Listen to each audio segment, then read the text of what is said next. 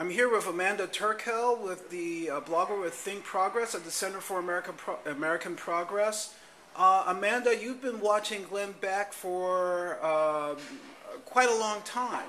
How dangerous is this man? Well, I think he is able, unlike many other cable news anchors, to mobilize a lot of people. He taps into a certain anger, he portrays himself as a populist, and so he's able to appeal to a lot of people. And as we saw this past weekend with the 9/12 march and at many of the Tea Parties, he's able to get his followers out and get them to sort of showcase their anger in communities around the country. But where did this guy come from, and how did he get there? Well, he's been on radio for quite a long time. He made some of his most controversial statements actually before he was ever on TV, such as saying that he hates 9/11 families. And then in 2006, he was hired by CNN Headline News.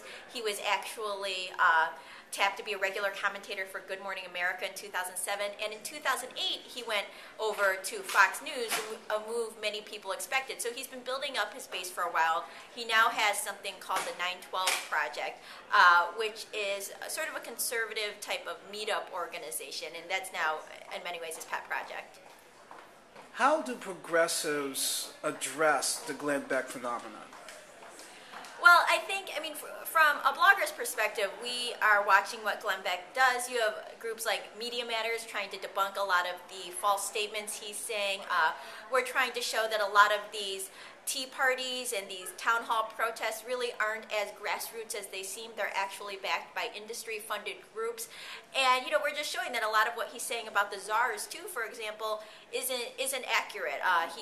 He is going after unaccountable czars, many of whom have been confirmed by the Senate, and just things he's saying about other people just aren't true. The thing that has been what a lot of people have found most disturbing is the attack on Van Jones, which led to his being fired as the green jobs czar in the White House. And a lot of people are very angry about that.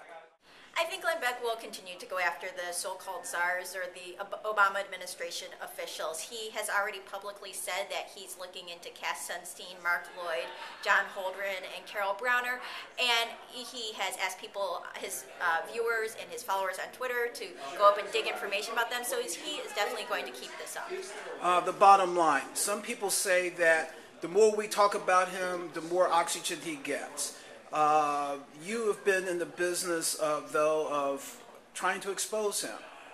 Which is it? Do we ignore him, or do we keep exposing him in essence? I mean, I think progressives should keep up the pressure. He became popular when a lot of people weren't looking, and I think efforts by, for example, Color of Change, which has staged a boycott and convinced a lot of his advertisers to pull their dollars off of his show, I think efforts like that are very effective. Thank you very much. Thank you.